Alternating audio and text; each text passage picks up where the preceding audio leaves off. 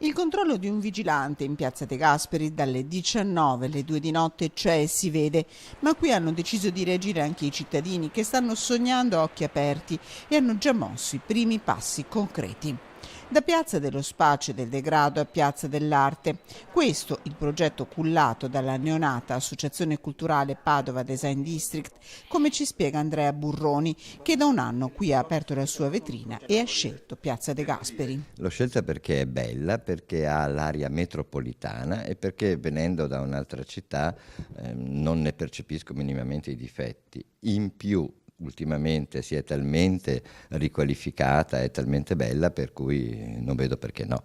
Dal Comune adesso arrivano 860.000 euro per la riqualificazione della piazza, ma un grosso contributo lo daranno i cittadini, 600 le abitazioni, 2.000 i residenti, che si sono riconosciuti comunità, che insieme hanno deciso l'arrivo della vigilanza e che adesso stanno portando avanti un progetto per rendere questa piazza porta d'accesso al centro storico dalla stazione. Il ponte che ci separa da quello che è cosiddetto il vero centro è circondato a sinistra dalla Cappella degli Scrovegni, da Giotto, e a destra da uno straordinario monumento di Libeskind. Quindi noi siamo l'appendice che invita ad andare a visitare queste cose straordinarie.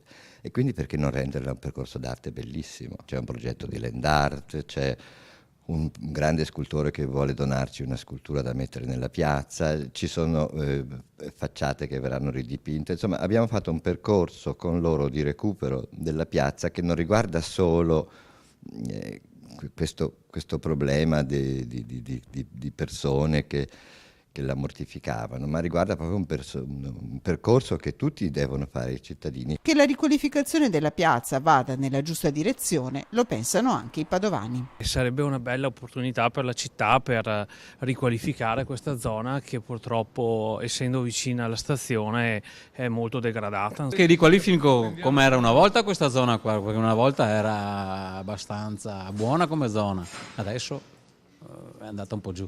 Hanno ragione a fare qualcosa, modificando chissà che sia dei provvedimenti migliori.